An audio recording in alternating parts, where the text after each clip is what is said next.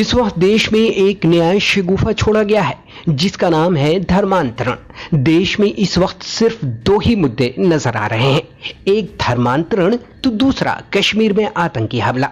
जम्मू कश्मीर के श्रीनगर से दो सिख लड़कियों के धर्मांतरण की खबरें आई हैं, जिसमें कहा गया है कि दोनों लड़कियों को बंदूक की नोक पर सिख से मुस्लिम बनाया गया है। इस मुद्दे को लेकर पंजाब की शिरोमणि अकाली दल वालों ने भारी बवाल काट दिया है और इल्जाम लगाया है कि इन दोनों लड़कियों का अगवा करके उन्हें जबरन बंदूक की नोक पर मुसलमान बनाया गया और उनका निकाह कराया गया है। अभी उत्तर प्रदेश के मौलाना उमर गौतम का मामला ठंडा नहीं पड़ा था कि कश्मीर का एक नया मामला सामने आ गया। फिर क्या था, मानो गिद्धों को मरा हुआ जानवर मिल गया हो, सारे के सारे गिद्ध टूट पड़े। इस मामले के प्रकाश में आने के बाद गिद्धों की जमात को जैसे भगवा भांग मिल गया हो। हर चैनल पर बस एक ही चर्चा, एक ही खबर, एक ही डिबेट, धर्मांतरण धर्मांतरण। अपने पप्पा की नाकामी को छुपाने और उनकी दलाली में पहला नंबर पाने के लिए ऐसे छक्के चौके लगाने लगे जैसे इस मुद्दे ने देश के आर्थिक और सुरक्षा में कितनी सेंधमारी कर दी हो। जबकि पंजाब की अकाली दल अपनी साख बचाने के लिए इस मामले को लेकर सड़क पर उतर आई है और खूब बवाल काट रही है, क्योंकि अगले साल पंजाब में विधानसभा चुनाव होने हैं। लिहाजा अकाली दल अपना अस्तित्व बचाने के लिए धर्मांतरण के नाम पर सड़कों पर नंगा नाच कर रही है और अपनी सियासी जमीन तैयार करने की कोशिश कर रही है। खैर, जिन दो लड़कियों के बारे में कहा गया है कि उन्हें बंदूक के नोक पर मुसलमान बनाया गया और जबरन उनका निकाह करवाया गया है, उन दोनों लड़कियों में से एक लड़की ने खुद कैमरे पर आकर जो इंकशाफ किया है उससे न सिर्फ दलालों की दलाली में पलीता लग गया है, बल्कि अपनी सियासी जमीन तैयार करने वाली अकाली दल के अरमानों पर पानी भी फिर गया है। पहले आपको उस लड़की का बयान सुनाते हैं जिसके बारे में कहा जा रहा है कि उसे जबरन बंदूक के नोक पर मुसलमान बनाया गया है और उसका निकाह कराया गया है। साथ ही यह भी दावा किया गया है कि इस लड़की को उस मुस्लिम परिवार से रिकवर कर लिया गया है। बच्चियां दनमीत और मनमीत मिसिंग हैं, जिसमें मनमीत को तो ये वो बोल रहे हैं कि उन्होंने मनमीत को रिकवर कर लिया है और दनमीत जो है, दनमीत स्टिल मिसिंग है। अभी भी दनमीत को हमें दिया जाए। और उनकी जो स्टेटमेंट हुई है वो गन पॉइंट पे हुई है, बल्कि ऐसा कुछ भी नहीं है। दनमीत मैं हूं, मेरा मसला आज का नहीं है। मैं 2012 में कन्वर्टेड हुई हूं। 2014 में मेरे निकाह हुए हैं मेरे बैचमेट मुजफ्फर के साथ, जो मेरी और उसकी रजामंदी से हुए हैं। उसके बाद 6 जून 2021 में अपने घर से निकली। मैंने अपने घर में कॉल भी किया कि मैं अपनी मर्जी से निकली हूं, मुझे ढूंढना नहीं। और विद इन 2 घंटे में पुलिस ने मुझे लोकेट कर दिया और सदर पुलिस स्टेशन बागात ले आए, जिसमें ऑलरेडी पूरी सिख कम्युनिटी और मेरी फैमिली वहां पर थी। उसके बाद एसएचओ ने मेरा स्टेटमेंट लिया, जो मेरा स्टेटमेंट सिर्फ ओरल ले रहा था। मैंने उसको ये बोला, आप मेरा स्टेटमेंट रिटन कीजिए, आप जो मैं बोल रही हूँ रिटन कीजिए। मैं उनको ये बता रही थी 2012 में मैं कन्वर्टेड हुई हूँ, 2014 में मेरे निकाह हुए हैं, मेरे डॉक्यूमेंट्स हाई कोर्ट के हैं, आप एक बार डॉक्यूमेंट्स चेक कीजिए मेरे।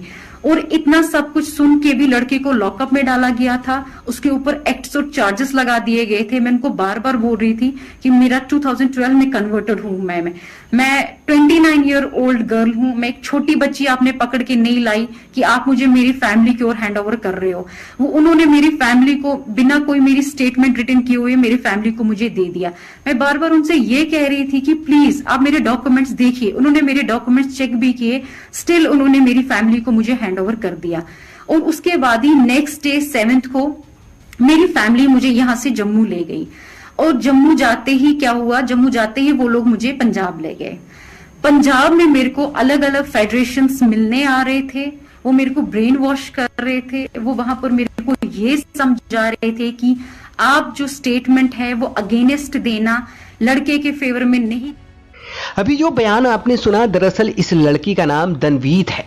इस लड़की के बारे में यह भी कहा गया था कि इस लड़की को रिकवर कर लिया गया है, यानी इस्लाम कबूल करने के बाद और निकाह के बाद इस लड़की को इस लड़की के घर वालों ने अपने पास बुला लिया है, जबकि ये बिल्कुल सरासर झूठ है। इतना ही नहीं, दनवीत ने उन तमाम दलालों के मुंह पर ऐसा थूका है जिसे ना तो गंगा जल साफ कर पाएगा और न ही सतरंगी बाबा का जादू साफ कर सकता है।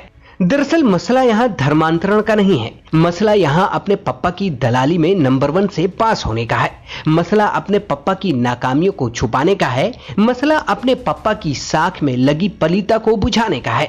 वरना जिस देश में आर्थिक संकट हो, जिस देश में महामारी ने लाखों इंसानों की जिंदगियां तबाह कर दी हो, जिस देश में महंगाई ने कमर तोड़ दी हो, जिस देश में लड़कियां सुरक्षित ना हो, उस देश में मजहब के नाम पर खेला जा रहा है ये गंदा खेल सिर्फ और सिर्फ सत्ता हथियाने के लिए है।